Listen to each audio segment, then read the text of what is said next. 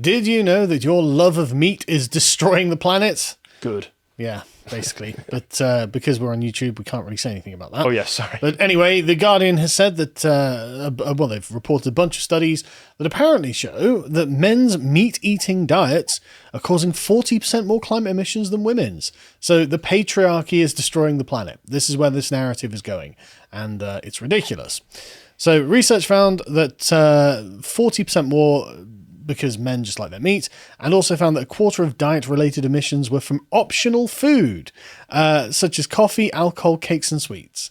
So there we go. If you want to save the planet, you've got to give up meat, stop eating nice things, stop drinking, eat the bugs, live in the pod, stay in the metaverse. That's where this is going. You can see the narrative funneling you into this new life.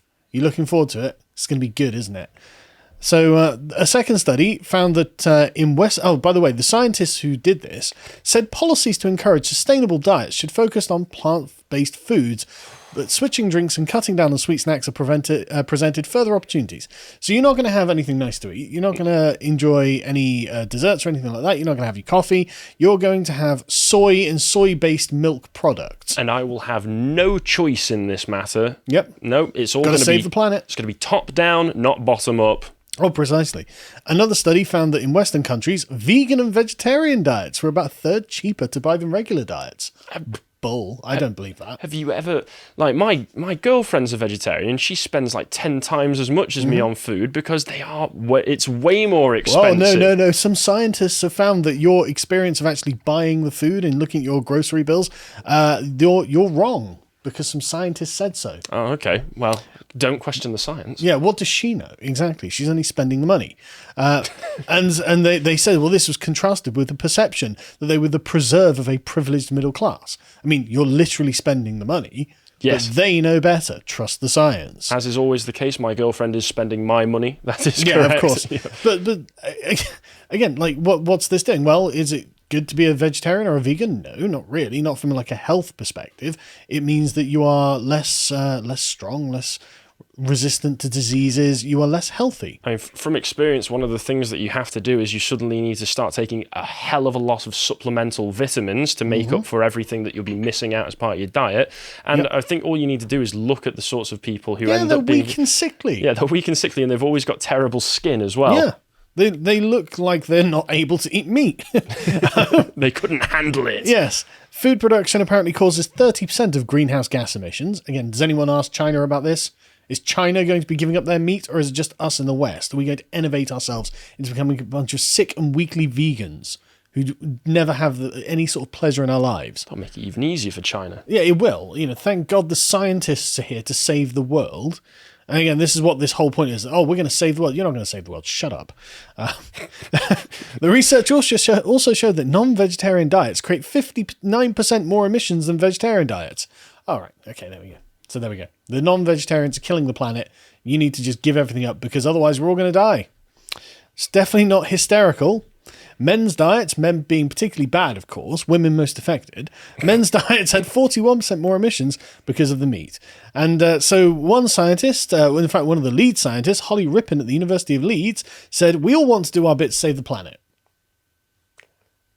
Do we? I actually don't. Speak for yourself, yeah. Holly. I've got other problems that aren't global. Got local problems that, in fact, aren't even national. They're down to literally my household. It's where my problems are. I don't know about saving the planet. I'm worried about getting my kids to school on time, Holly. How about you? Are you childless? You probably are. Working out how to modify our diets is one way we can do that. No. There are broad brush concepts like reducing our meat intake. No. Particularly red meat. Definitely not. And also work out how. Also, our work shows how the big gains can be made from small changes like cutting out sweets. Well, okay, look, I'm in favour of not eating sugar. Okay? Yeah, I can agree with that. But also look at the framing. It's always the way where it's like, well, you just need to figure out how you can do it. Yeah. And if you haven't done it within an arbitrary amount of time that we determine, we'll just do it for you. Yes. And do we think that these scientists are going to be reducing the amount of meat they eat? I don't think so. I have a funny feeling this is going to be a rule for the plebs, but not for the elites. But anyway, she goes on. The research did not assess why men ate more meat, but we can speculate, or I can tell you exactly why. It's to assert our dominance at the top of the bloody food chain, that's why. We eat meat because it tastes good, because we had to kill something to get it. Any questions? Holly. We think the fact that vegetarian, vegan, and flexitarian diets, I don't even know what that is, can save you a lot of money is going to surprise people. Yeah, that's because it seems to fly in the face of reality. Like, by the way, these scientists have just invented a thing that way it turns out it costs you less. It's like, yeah, but my bank balance disagrees. All right. Says Marco Springman at the University of Oxford, who led the second study. When scientists like me advocate for healthy and environmentally friendly eating, it's often said that we're sitting in our ivory towers promoting something that's financially out of reach for most people. Know. Yeah, they know. Yeah, exactly. This study shows that it's quite the opposite. Wow, I can't believe that you can study reality and come to the exact opposite conclusion of literally everyone else when they're interfacing with reality. It's almost like this is motivated research and you're liars. Now, I haven't seen the studies, I haven't read through them, I haven't gone through the methodologies. I'm just going to guess, and I'm going to be firmly confident in this because literally I pay the bills. Like, I can look at the shopping list and I can see the prices of the bloody foods. God only knows what vegan, vegetarian foods they're expecting you to eat that are cheaper than eating the sort of processed canned meat that you get. Carrot, maybe. Yeah, if you just buy a carrot, then you're fine. If you buy like a tin of like processed vegetables, sure, that might be cheaper. But I don't really want to eat constant vegetarian slush. And we're not yet in an apocalypse. Yeah, exactly. I feel like living like a human being, if that's okay with you, yeah. Mr. Springman. I mean, I'm always really skeptical of studies and other such things like this. I mean, Mark Twain got it right when there's lies, damned lies, and statistics. Absolutely. And that's exactly what I feel I'm being given here. I'm not spending any amount of time looking into this either. I'm literally just going to give the Giga Chad no. I'm eating meat because I want to. End of story. And you know what, right? What I love about this is that men, when polled, will say that they would literally rather die than giving up meat. And I'm like, come on, lads, right? So in Australia, we go to the next one. I love the way the Pink News are framing this. Pink News, of course. Yeah. I love the way it phrased. Toxic masculinity has reared its ugly head in a new poll. Yes, it has. Which showed almost 3/4 of Australian men would choose to die a whole decade earlier over giving up meat. Yes. Yes, I would. Why would I want to live an extra 10 years of misery eating vegetarian gruel or die happy after eating loads of meat? Yeah. Eat the slop, pleb. Exactly. Yeah. Eat the slop, or and you'll live an extra 10 or 15 years. 15 years of slop eating suffering. While you're weak and feeble and can't move by yourself as well. I'd rather not have those extra 15 years and be healthy and happy while I'm alive. The problem with whenever they say, "Oh, you'll live longer," it's like, well, those extra years I get to enjoy, I'll be feeble, weak, won't be able to get anywhere on my own, and might have to resort back to nappies. You basically revert back to being a toddler. Exactly. I don't really want that, to be honest. I'd rather die at 65 than live to 80. And then you see, but then you see Giga Chad, like 70-year-old men who do nothing but hit the gym all day. It's like, I bet they're eating a lot of meat. Yeah. So this survey was commissioned by No Meat May, a group that encourages people to give up meat for a month to combat climate change. It's not happening. It's not happening. The poll, which included 1,000 respondents, found that almost half of all participants thought of meat as a masculine undertaking. There we go. Men eat meat. If you don't eat meat, you are not manly.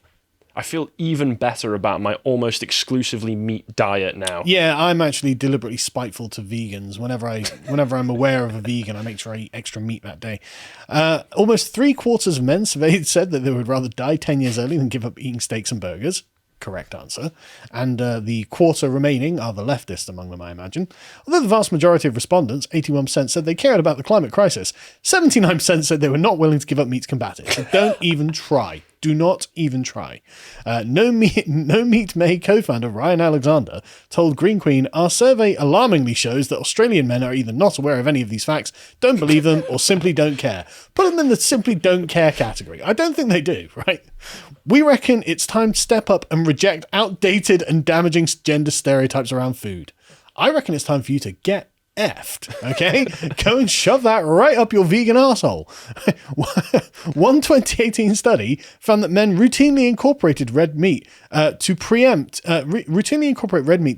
negative emotional states caused by threats to masculinity. When Burger King released its plant-based... So I just eat meat to feel better. To feel manly, yes. Yes. Yes, and you're like, yeah, but we need to rethink gender stereotypes. Yeah, no, I like my gender stereotype and I like eating meat, and if you don't like it, you can get bent. One 2018 study found that men routinely incorporate red meat.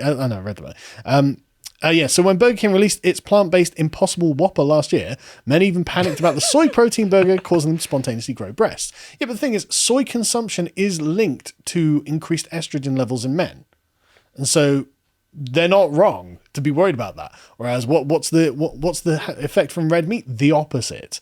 A meat-free lifestyle is not the only way to save the planet.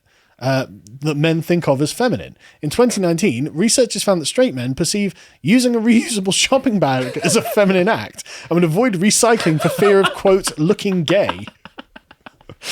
You recycle, bro? That's gay. No, I make my wife recycle because I don't look gay.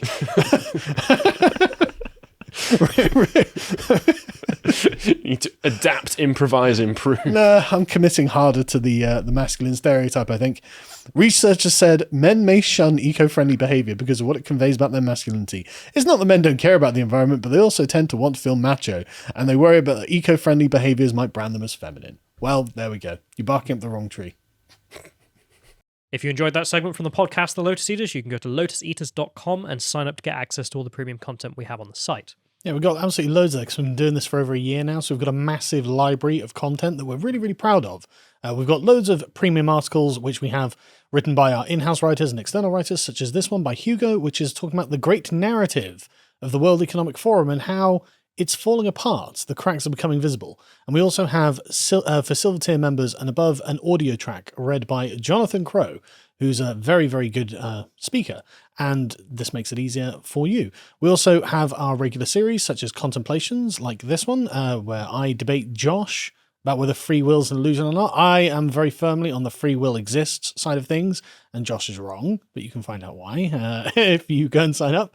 We also have the epochs that Bo and I do, which is fantastic. At the moment, we're halfway through, or 2/3 of the way through the series on Belisarius. Do you know who Belisarius is, Callum? Go to Reconquered Rome. Yes, he did. And We lost it.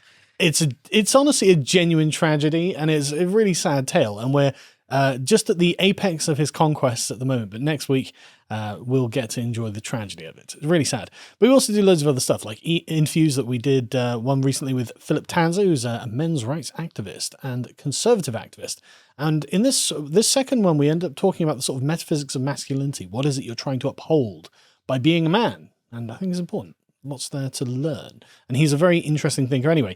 We also have the book club, which is fantastic. We're about to record another one now, but this last one we did was Niccolo Machiavelli's The Prince. So if you want to get the most out of these books, you can join us there, because we've done a lot of work studying these. And we also do premium podcasts covering sensitive subjects, such as what happened to the January the 6th rioters. And we do slightly more academic ones, such as this next one about the origins of intersectionality. Where does the term come from? What's the point of it? Well, I went and read everything that Kimberly Crenshaw wrote about it, and, well, it's not good news, frankly. In addition, you can also follow us on any of the social medias, such as getter.com, so you can follow us there at lotuseaters_com, and also you'll be speaking at the Counter Conference conference. Yes. The Counter Conference at the London O2 on December the 8th. Yes. I'm going to be speaking on a panel with Jason Miller, Lawrence Fox, and a few others. It's going to be fantastic, so come down and see us there. But anyway, if you'd like to get access to all that premium content or follow everything we do, please sign up at lotuseaters.com. Thank you and goodbye.